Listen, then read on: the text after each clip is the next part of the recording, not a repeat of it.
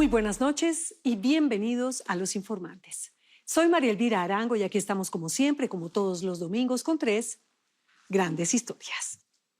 La década de los 80 fue una de las épocas más violentas para Colombia. El paramilitarismo, la guerrilla y el narcotráfico atacó con saña nuestras instituciones. Pero fue quizás la rama judicial la que llevó la peor parte. El Fondo de Solidaridad con los Jueces documentó en su momento 1.502 ataques entre secuestros, asesinatos, desplazamientos, exilio. Después de haber tenido que salir huyendo de Colombia, regresó para recibir un homenaje que demoró casi 40 años. El valor de Marta Lucía González, una juez, y la tragedia de una venganza que no para de doler. Para despedir el 2024, Kevin Bocanegra, su novia y su suegra se embarcaron en una aventura que era el sueño de su vida: llegar a la cumbre del Nevado del Tolima y desde la cima, a 5.225 metros sobre el nivel del mar, recibir el nuevo año con energías renovadas y muchas promesas por cumplir. Todo salió mal, tanto que se convirtió en su último viaje, una muerte inesperada y un duelo que se transformó en esperanza. Colombia es el país número 1 del mundo en especies de aves. Imagínense, solo en un departamento, Boyacá, Risaralda, Cauca o Quindío, por ejemplo, hay más que en cualquier país de Europa. Y también estamos llenos de bichos, ranas, arañas e insectos que son fundamentales en esta cadena del aviturismo. Mauricio Ballesteros y Ángela Aragón viven entre charcos, bosques y montañas, persiguiendo, capturando y cazando todo lo que se mueva. Un trabajo alucinante. Empecemos. Casi siempre, cuando se habla de la justicia y de la gente que trabaja en la rama judicial, es con el dedo acusador. Si acaso que la justicia es lenta, pero llega. Pues detrás de muchos funcionarios hay esfuerzo, ética y rectitud. En las épocas más difíciles, cuando el narcotráfico untaba con dineros las decisiones judiciales o con balas si no se hacía su voluntad, hubo una mujer pequeña y dulce que no se dejó amedrentar aunque le rompieron el corazón para siempre. Casi 40 años después, pero nunca es tarde para reconocer a una valiente. A mí no me pudieron matar porque me sacaron al exilio como cónsul de Colombia en Indonesia. Entonces, como no pudieron atentar contra mí... Se desquitaron con su papá. Sí, y me hicieron, me mataron en vida, ¿no? Ella es Marta Lucía González, tiene 68 años y lleva 40 años viviendo exiliada por el mundo, esquivando una sentencia de muerte. Cuando era joven y en cumplimiento de su deber, dejó al descubierto una alianza criminal que estaba desangrando al país. Para entender con quién fue que se metió y qué fue lo que hizo, hay que echar la película para atrás. Imagínense que estamos en 1988.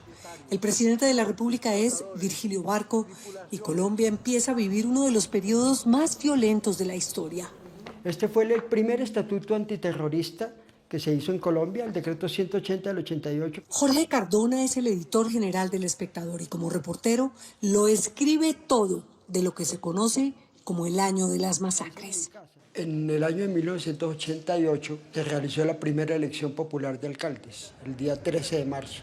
Y era, de alguna manera, la tercera vez que intervenía en política directamente electoral la Unión Patriótica. Entonces se desató una violencia en los fortines electorales de la Unión Patriótica. Es concejal de Medellín. En ese mismo contexto, el narcotráfico, el cartel de Medellín de Pablo Escobar, acababa de asesinar al Procurador General de la Nación, Carlos Mauro Hoyos. Entonces, el 27 de enero del 88, el gobierno Barco expidió este estatuto para la defensa de la democracia, que fue el primer estatuto antiterrorista.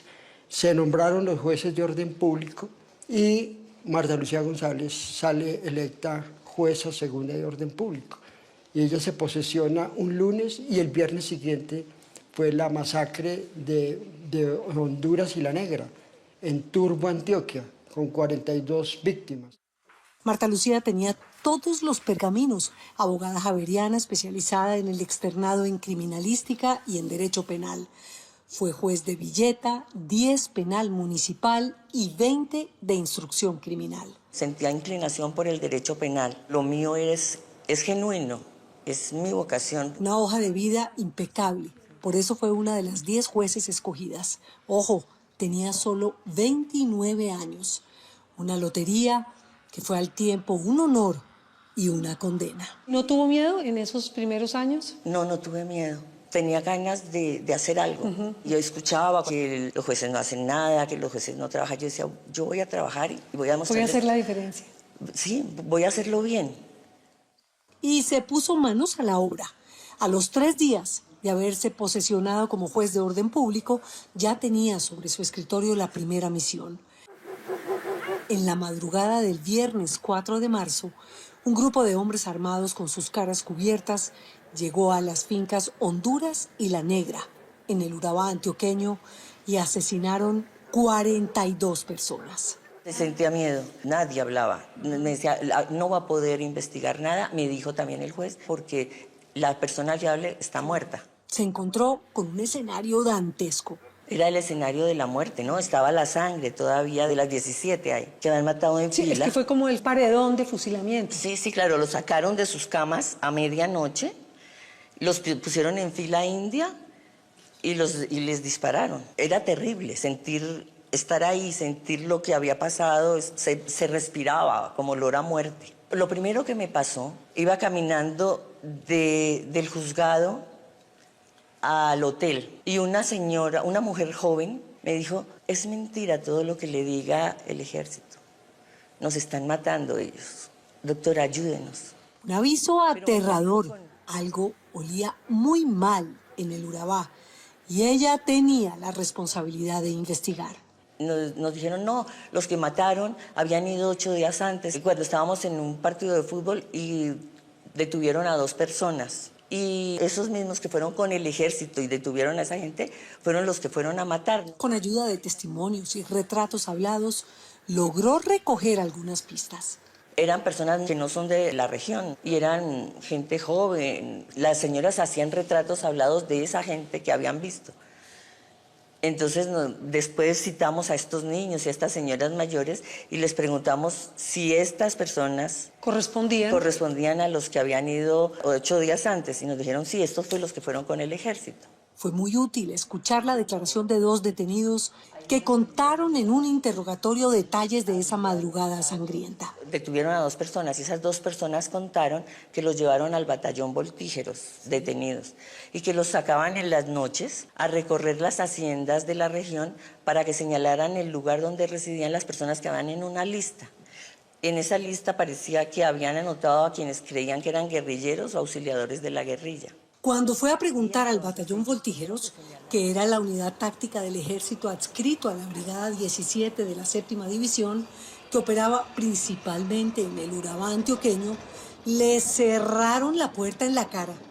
Y sin mucha información adicional, la recién estrenada juez regresó a Bogotá.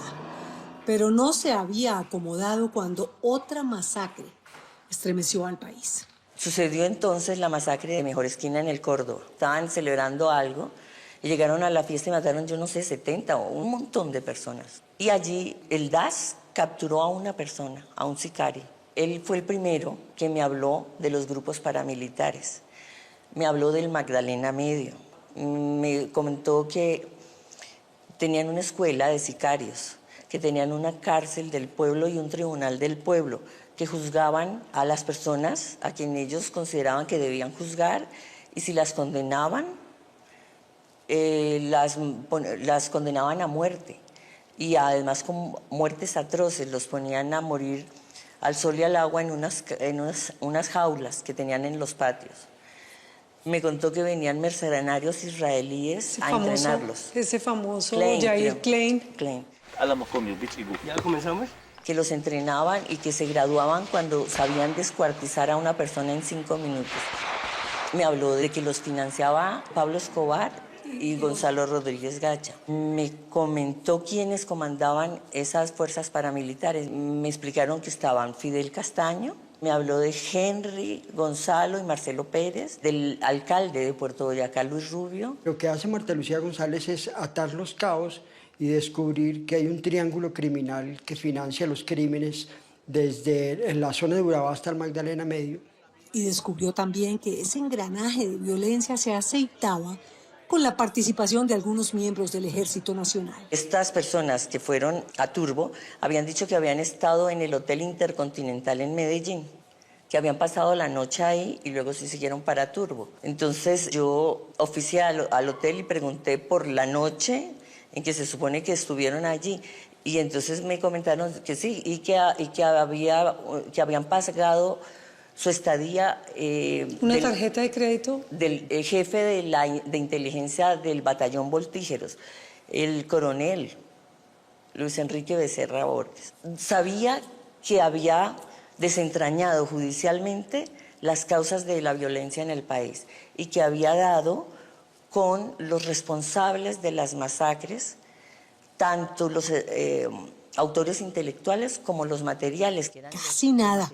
Ella fue la primera persona en Colombia que habló de paramilitares, la que ató cabos entre una masacre y otra y destapó lo que era una máquina de la muerte que operaba desde el Magdalena Medio. Destapa toda esta olla que lleva hasta los mercenarios israelíes con Yair Klein en la cabeza y toda la máquina de muerte que habían montado en la Casa Castaño en el Magdalena Medio, en alianza con los jefes del narcotráfico y también con la complicidad de militares, funcionarios y policías.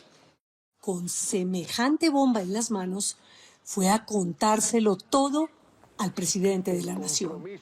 Y tomó además las decisiones judiciales que correspondían. Pensé, bueno, tengo que librar las órdenes de captura, detenerlos. Creía que era un grupo de gente al margen de la ley, poderosa, muy poderosa, pero que todo lo demás estaba limpio, yo pensaba. Y entonces dije, pues yo hablo con el presidente y me blindo. Tuvo las agallas de dictar órdenes de captura contra los Castaño y sí, contra Pablo Escobar. Pero la vida se le empezó a complicar.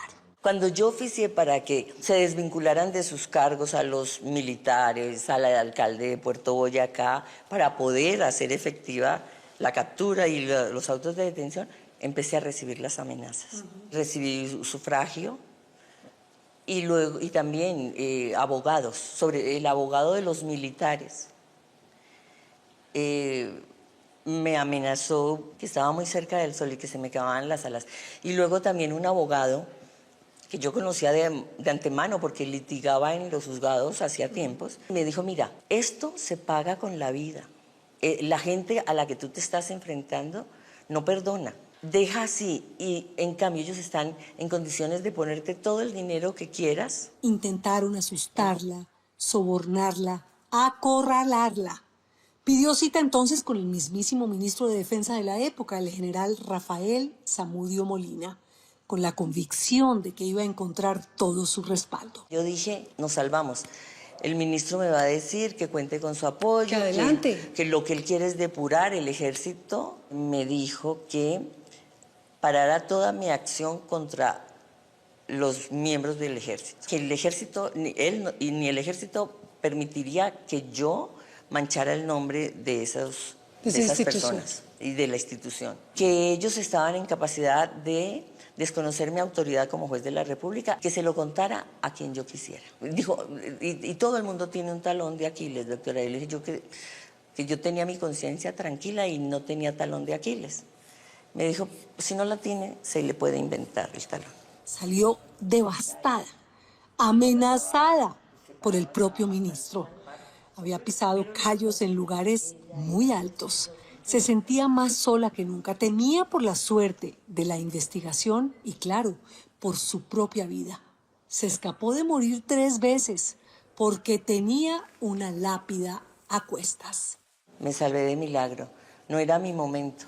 Me tocaba sufrir lo que he sufrido. Entonces, con la muerte respirándole en la nuca, se fue al exilio, al otro lado del mundo, a un cargo diplomático. La dejaron sola, porque en el momento en que ella estaba esperando pues, un apoyo del Estado, de las autoridades, la manda a llamar el entonces ministro de Defensa y lo que hace es advertirle que ella también tiene precio y que si no le pueden aparecer unos kilos de coca Entonces, al ver que el propio ministro de Defensa le está dando ese trato, y cuando ella esperaba que le iban a ayudar a descubrir el tema, ella habla con las autoridades del gobierno Barco y finalmente la decisión es que mejor váyase y se va de cónsul en Indonesia. Pero eso sí, terminó lo que había empezado.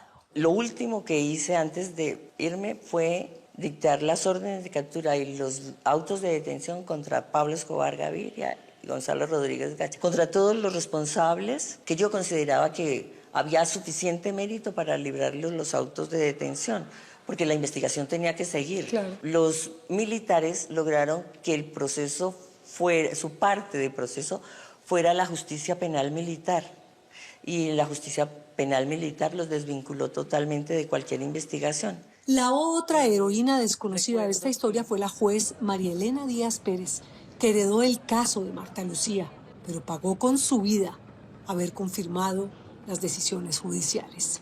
Las órdenes de captura emitidas por Marta Lucía González llegaron al despacho de María Elena Díaz Pérez, juez sin rostro de Medellín, y ella la asesinaron en julio de 1989 junto a sus dos escoltas, Alfonso de Lima y Dagoberto Rodríguez. La doctora Marta Lucía se instaló en Yakarta y aunque seguía temerosa, creyó que la distancia era una garantía para su seguridad. El más congratulado de su partida hacia Indonesia era su papá, porque el papá, con un respeto enorme, nunca se había querido meter en las decisiones de ella, pero estaba muy complacido que hubiera aceptado la sugerencia de que mejor se hubiera ido, porque así de alguna manera iba a proteger su vida, pero nadie iba a imaginar lo que pasó. Lo que pasó es que la mafia no perdona y tiene los brazos muy largos. Las balas no la alcanzaron a ella, pero sí le rompieron el corazón. Mi padre se volvió a casar con una profesora universitaria y estaban cerca a la Universidad Javeriana y unos sicarios en moto le dispararon en la cabeza. En Bogotá eran las 8:30, 8:45 de la noche, en Indonesia eran las 8:45 de la mañana. Sentí que el mundo se vino encima, quise morir, un dolor inimaginable, un dolor intenso y profundísimo con el que he tenido que acostumbrarme a vivir. ¿Ha vivido con esa culpa, doctora, todo Toda este tiempo? mi vida. Daría todo porque hubiera sido al contrario. La noticia la registró Colombia con dolor. El doctor Álvaro González Santana había sido parlamentario, gobernador, senador, profesor universitario, un abogado correcto que pagó con su vida las valientes decisiones que tomó su hija, que heredó de él la ética de trabajo y la rectitud. Él era su héroe. ¿Y hubo responsables por ese crimen? Ese crimen está en la impunidad, a pesar de que todo el mundo sabe quién fue. Y aunque han pasado muchos años, todavía duele. A pesar de que lo intento y que me río y que yo vivo y trabajo y produzco y estoy con mis hijas y con mi familia y con mi hogar y sin embargo el dolor está ya muy profundo. El exilio también es sufrimiento porque nunca más pudo regresar a su país. De Indonesia fue a España, donde tiempo después la desampararon nuevamente y quedó por fuera del servicio diplomático. Pero a pesar de todo, no se ha dejado vencer por la adversidad. Merece todo el reconocimiento de la sociedad colombiana, porque lo que hizo fue una advertencia que no quisieron escuchar. Buenas noches a todos y a todas. Regresó muy brevemente al país. Estuvo en Colombia en una visita relámpago a un evento justo y necesario del Consejo Superior de la Judicatura. Ay, muchísimas gracias. Un homenaje a ella y a tantos otros miembros de la rama judicial que han sabido cumplir con su deber. ¿Qué se siente regresar? Siento abrigo, siento que me están arropando. Necesitaba ese abrazo. Ha sanado las heridas, pero no olvida y todavía siente el miedo pegado a la piel. Todavía hay gente viva, de la gente que yo tuve que detener y contra quien recaudé las pruebas. Y hay otros, personas paramilitares que están activos. Entonces, esa gente me da miedo, sí. La historia hay que conocerla para que no se repita, porque la realidad hoy, de regreso al 2026, sería muy distinta. Y si la hubiéramos escuchado. Seríamos un país distinto si se hubiera atendido esa investigación primera que hizo la juez? Claramente, María Elvira, porque es que fue una advertencia clara, le mostraron al país lo que se le venía encima.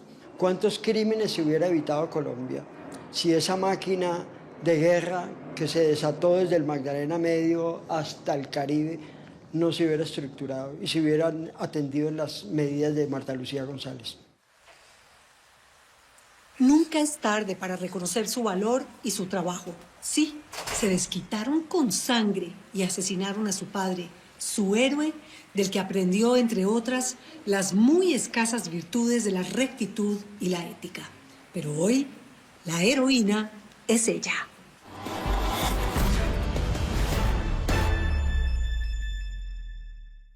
Si la hubiéramos escuchado, Marta Lucía González pudo haber cambiado nuestro destino.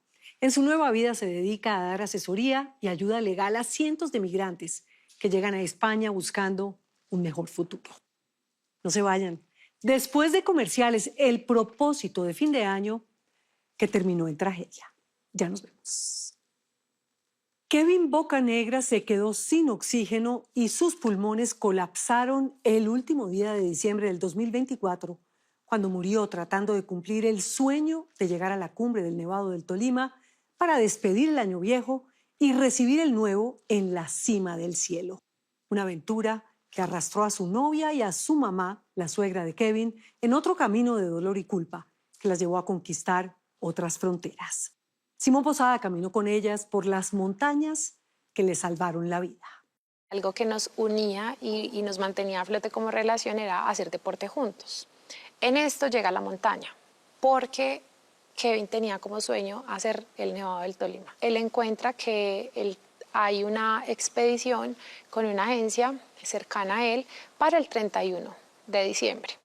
En las noches de Año Nuevo, las personas quieren hacer borrón y cuenta nueva, dejar lo malo atrás y cambiarlo todo para empezar una nueva vida el 1 de enero. Hay que decir que muy pocos lo logran, pero para Joyce Ramírez y su mamá, Camila Moncayo, el 31 de diciembre de 2024 significó un cambio en sus vidas de 180 grados. Él era Kevin Hernando Bocanegra, un joven de 25 años de edad que murió el 31 de diciembre mientras se encontraba de paseo en el Parque de los Nevados con su novia y su suegra, como lo aseguran las autoridades. La muerte de Kevin Bocanegra fue noticia nacional. Hubo acusaciones contra parques nacionales, contra el guía que los había llevado a la montaña y contra la misma Joyce y su mamá por no tener los cuidados necesarios. También pequé por ignorante. Le confié mi vida a una tercera persona y solamente uno es responsable de su propia vida. El Nevado del Tolima tiene una altitud de más de 5.000 metros sobre el nivel del mar, es decir, está al doble de altura que la ciudad de Bogotá. Allá arriba el termómetro está bajo cero, los vientos son fuertes y el aire es delgadito con muy poco oxígeno. Joyce, Kevin y Camila sabían que el viaje no iba a ser fácil, pero no sabían realmente lo difícil que era y a los peligros que se estaban enfrentando. ¿Cómo lo evitas? Investigando qué síntomas tienes en la montaña, cómo se pueden tener, en qué momento hay que abandonar.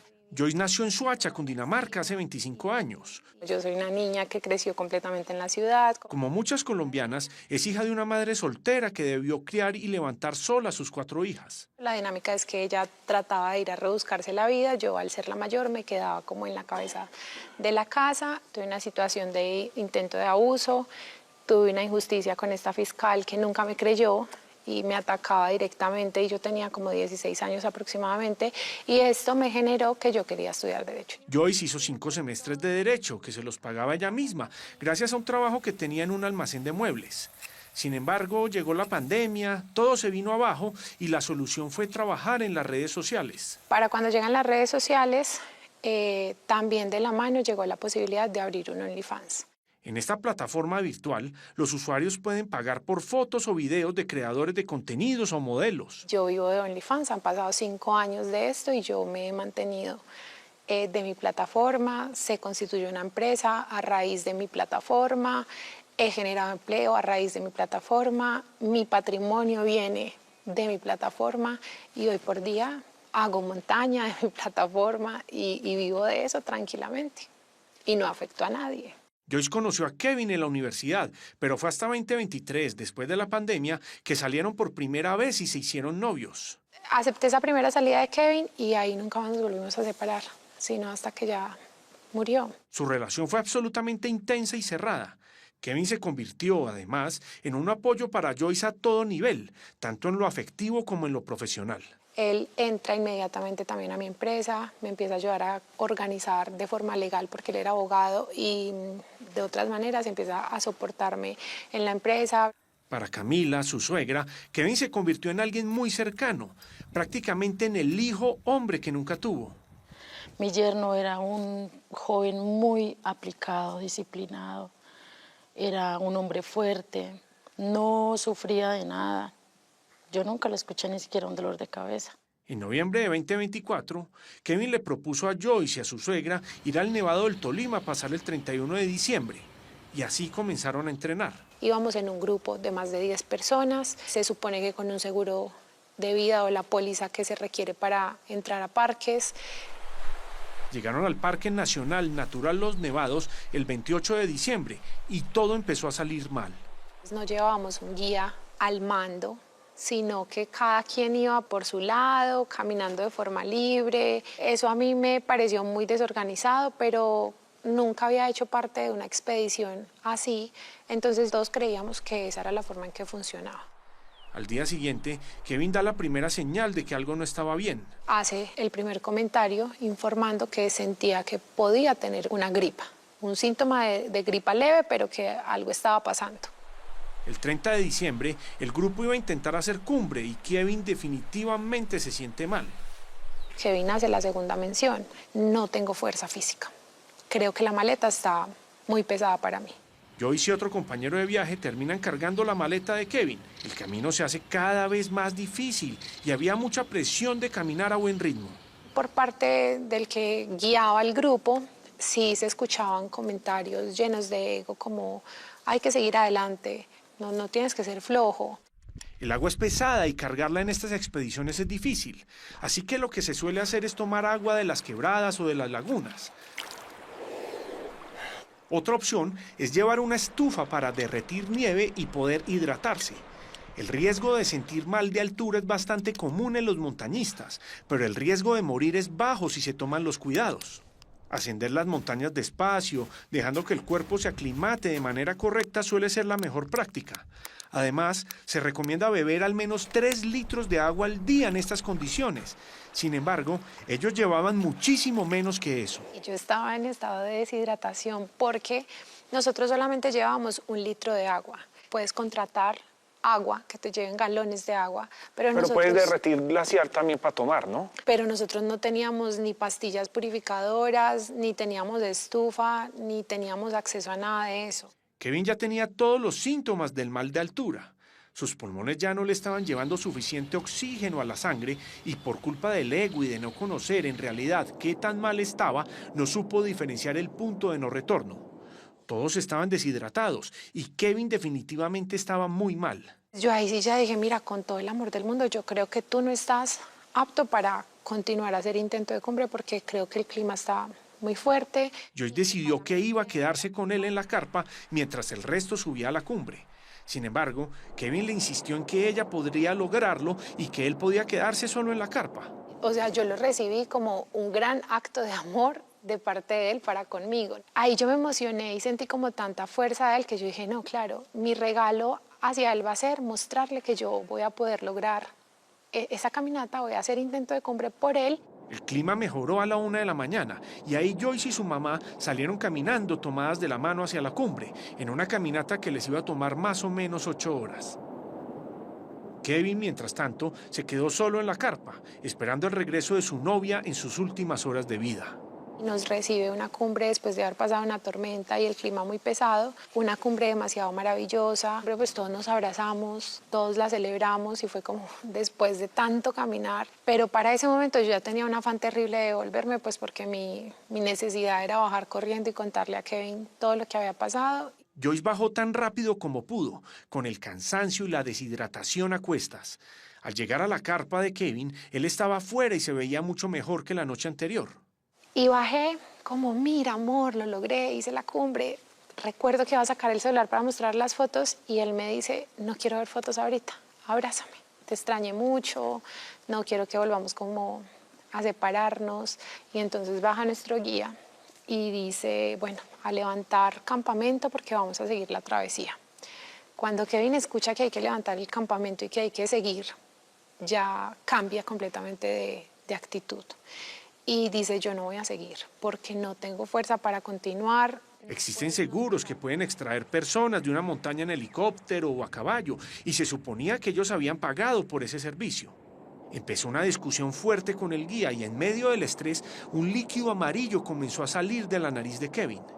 En ese momento pasó otro grupo de montañistas que llevaban un radio. Este muchacho, de forma muy amable, empieza a ayudar a solicitar un caballo. En ese grupo también iba un médico, quien es el que les da la mala noticia. Son los primeros en decir que Kevin está presentando mal de altura y un posible edema cerebral. Todo se empieza a volver como en una película de terror, en que todo va de mal en peor sin probabilidades de mejorarse. Él estaba demasiado indispuesto con el que estaba al mando del grupo. Como así que a mí me vendieron una póliza y me vendieron la posibilidad de que si yo me ponía mal podía pedir, digamos, el acceso a un helicóptero y aquí no hay quien venga a sacarme. Finalmente llegó un caballo por Kevin y empezaron el descenso.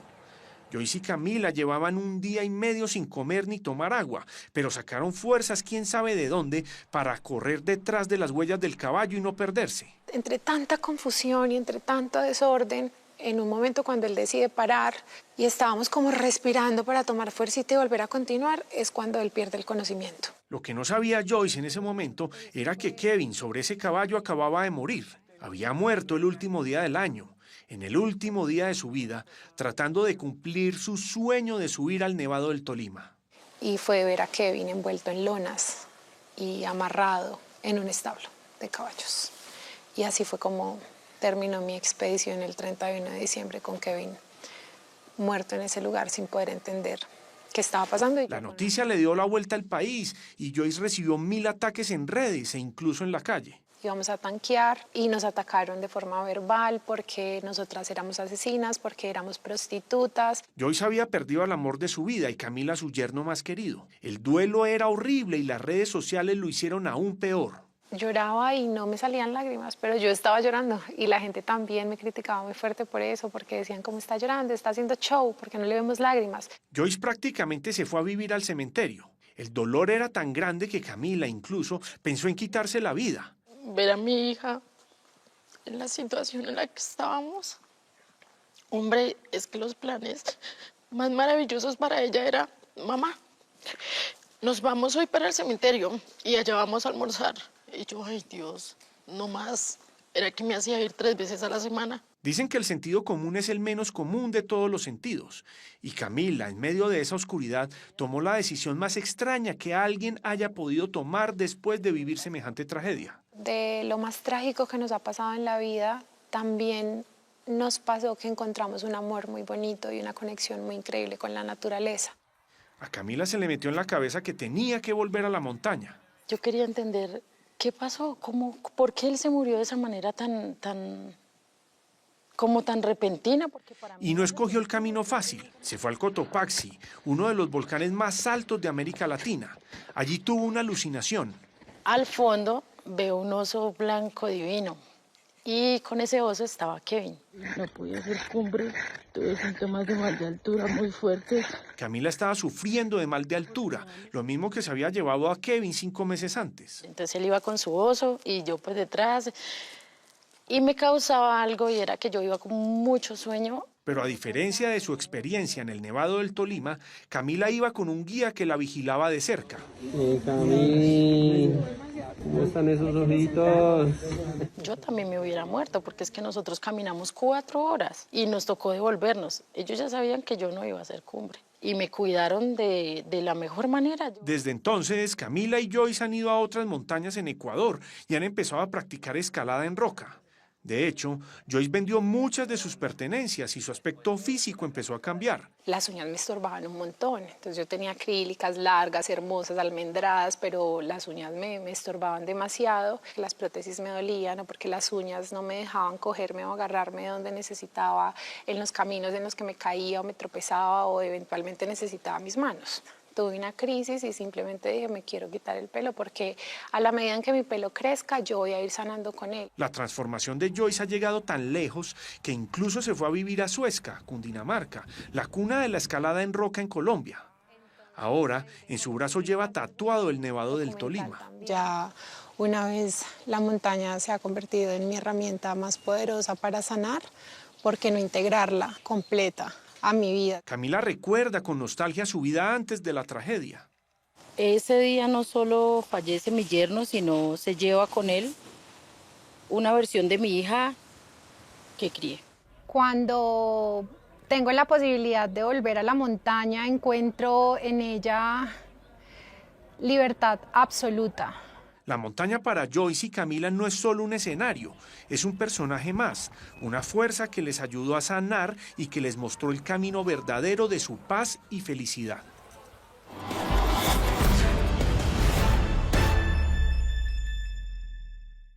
El pasado 24 de octubre, los cuerpos de Socorro encontraron a Jefferson Ramírez, otro montañista que tampoco lo logró. Una tragedia para lamentar. Es que, ojo, hay que prepararse muy bien. Para llegar a la cima se necesita mucho más que el solo deseo de intentarlo. Los espero después de comerciales. ¿Qué bicho les habrá picado a este par de novios? Una historia llena de luz. Ya nos vemos. Nos salvamos de haber perdido en las drogas y el vicio a Mauricio Ballesteros. Ángela Aragón se lo arrancó al heavy metal y lo envició al oficio más bello del mundo. Juntos dejaron atrás la vida oscura y encontraron la luz en la montaña, en las aves y en los bichos. Una medicina más adictiva que cualquier droga. Héctor Córdoba se vistió de camuflado y salió a cazar con este par de fotógrafos que se han dedicado a capturar lo más bello que tiene Colombia. Recomiendo precaución. Las imágenes son belleza pura.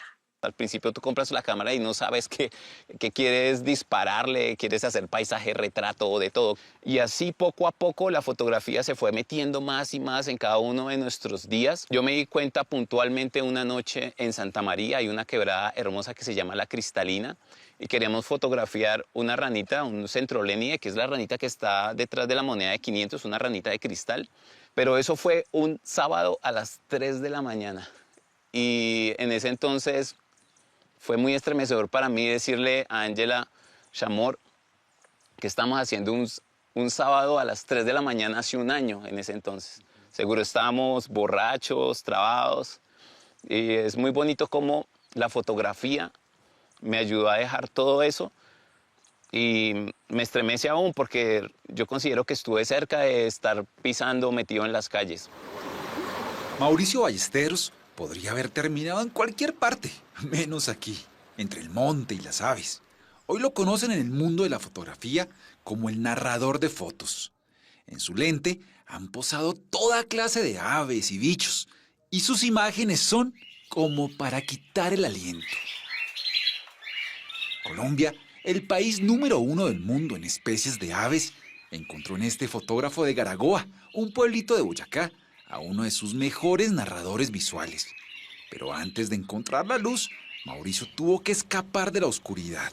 ¿Usted soñaba con ser un rockstar? Sí, nosotros hacíamos metal en ese entonces. Yo tenía un grupo de amigos y tocábamos metal, pero metal fuerte, o sea, bueno, black metal, death metal. Trash. Y nos reuníamos mucho pues con la excusa de tocar, pero terminábamos casi siempre era borrachos. Tenía problemas de alcoholismo y también de drogadicción fuertes. Pero la fotografía es mucho más adictivo que el alcohol, que las drogas que consumía en ese momento. Y fue lo que me ayudó a salir un poco también de ese Mauro oscuro del pasado.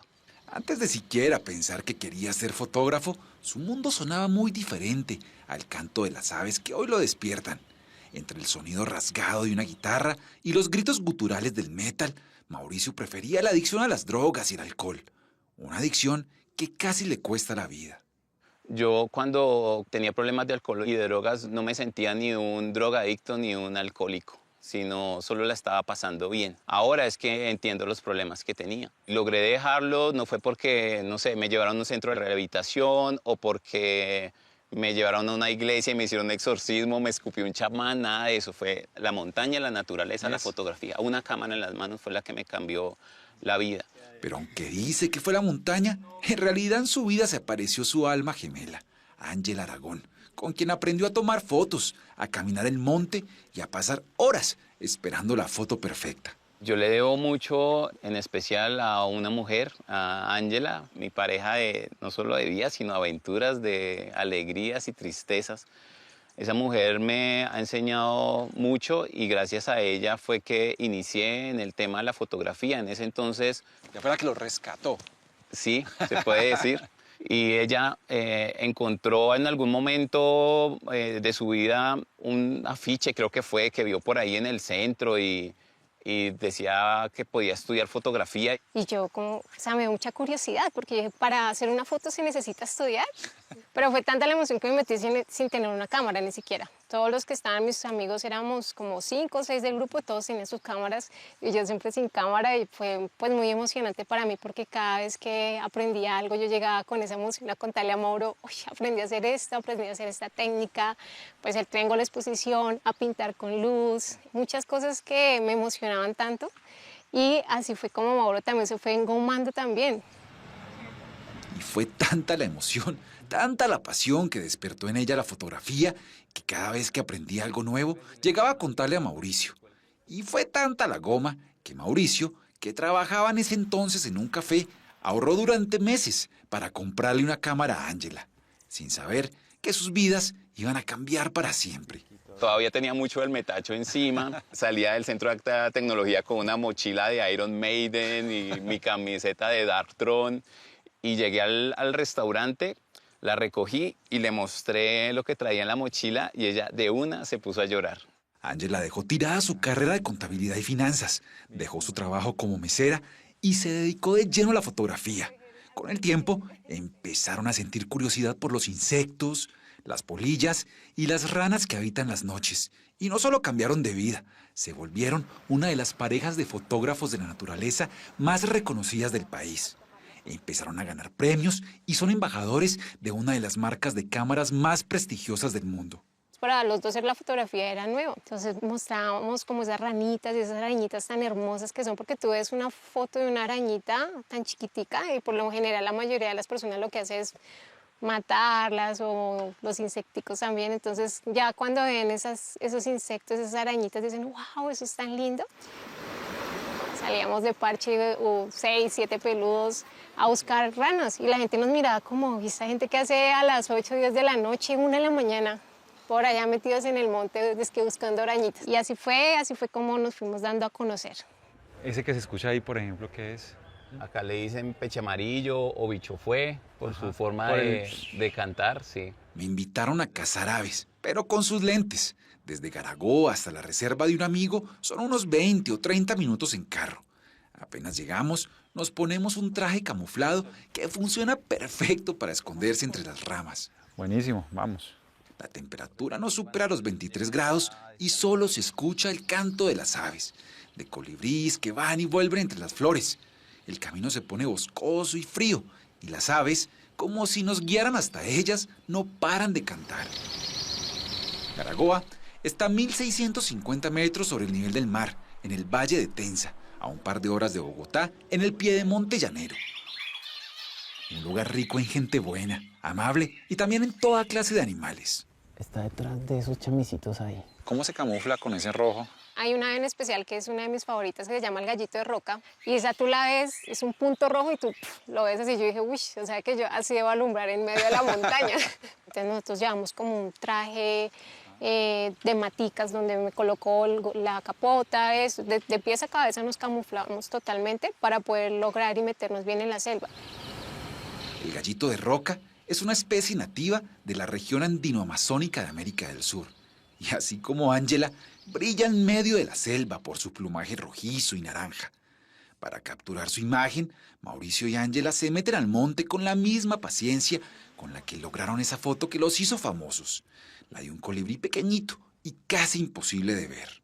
Para mí fue súper especial ese momento porque todo el páramo estaba así como en ese monocromático que tiene el páramo de neblina y el verdecito y el amarillito.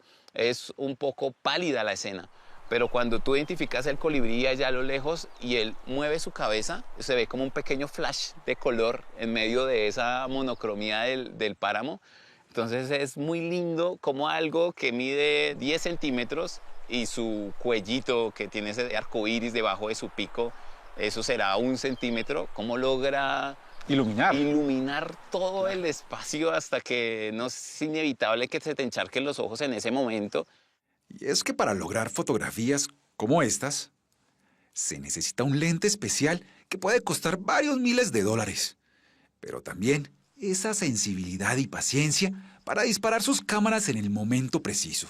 Cuando tú le haces sentir a la montaña y a sus animales a viva voz que vienes con intención de hacer solo una foto y prometes no hacerle daño a sus especies, la montaña te da regalos. Imagínese cómo sería aburrido si no cantaran los pajaritos en este momento. Imagínate un amanecer sin el canto de las aves. Es muy bonito y sobre todo valorarlas porque con el tema del pajareo y se vuelven famosos solo las aves que son bonitas. Entonces el reto realmente no es hacer que la gente se enamore de las aves, el reto es hacer que la gente se enamore del bicho del que se alimenta la ave y del que ese bicho va a polinizar el árbol del fruto del que se va a alimentar el ave, que es el ave que está haciendo ahorita poner a Colombia en el radar top número 1 a nivel mundial, a nivel de turismo, de aviturismo. Y es que Colombia es uno de los países más megadiversos del mundo. Somos el número 1 en aves del planeta, con casi 2.000 especies registradas. Y el pajareo, como le dicen al avistamiento de aves, mueve millones de dólares al año. Las comunidades locales podrían vivir de esto, pero para que funcione, toca enamorarse también de lo que no es tan bonito, del insecto, de la araña, de la rana. Ahí está el reto. Por eso se la juegan enseñándole fotografía a los pelados del campo, en las veredas más lejanas del país. Las salidas arrancan temprano, con el primer canto de los copetones y el vuelo de las mirlas. Los niños alistan sus cámaras, se camuflan bien y se meten al monte. Mauricio y Ángela les hablan bajito, despacito. ¿Se alcanzan a identificarlas? Mientras las aves empiezan su show frente a los lentes. ¿Cómo es ese trabajo con los niños? Pues el trabajo con los niños llegó primero pues de andar mucho monte y estar llegando a esa finca, a esas comunidades donde nos dábamos cuenta que los que más sabían en el territorio eran precisamente los niños, porque están en esa etapa de descubrir el mundo. Y la fotografía a mí me ha enseñado a volver a ser niño, porque es el que se sorprende con el pajarito, con una lluvia, con el charco, es el que está sintiendo el planeta tal y cual como es en esa etapa de descubrir todo. Nació por la necesidad de querer retribuir un poco todo lo que la naturaleza, la montaña y sus animales nos han dado. Los niños son como, ay, le tengo miedo a los insectos, y uno dice, no, míralos tan lindos, mira que las abejitas cómo polinizan, de aquí a partir de eso podemos ver aves y es muy bonito como cambiar el chip de las personas. Súper lindas. Desde aves hasta insectos, desde mamíferos hasta primates. Mauricio y Ángela guardan en sus discos duros fotos y recuerdos de esas largas caminatas en la montaña.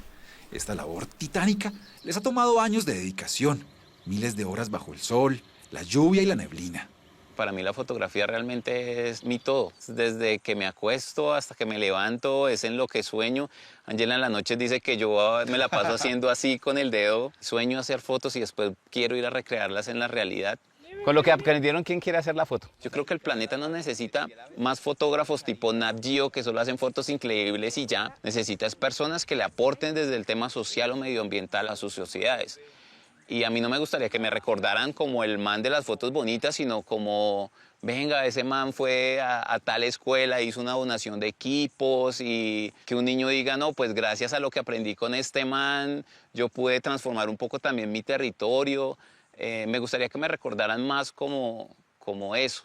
Mauricio y Ángela descubrieron que una cámara en las manos correctas puede ser tan poderosa como cualquier medicina. Hoy no solo documentan los animales de Colombia, también les enseñan a volar a otros, porque aprendieron una lección muy importante en la montaña, que las aves siempre pueden volver a alzar el vuelo, incluso después de tocar fondo.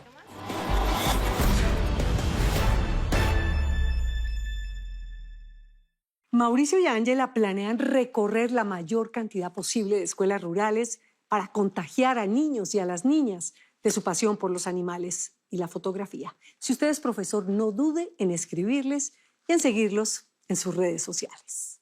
Si quieren volver a ver alguna de nuestras historias, síganos en Facebook, en nuestro canal de YouTube y ahora también las puede ver en Ditu. Descargue la aplicación y repítalas cuando quiera. Espera a continuación en Séptimo Día una mujer que murió luego de participar en un reto de consumo de alcohol en una discoteca. Un caso que reabre la alerta sobre los riesgos de los retos virales. No se lo pierdan. Nosotros nos vemos como siempre. Los espero el próximo domingo con otras 3 grandes historias. Buenas noches. Que descansen.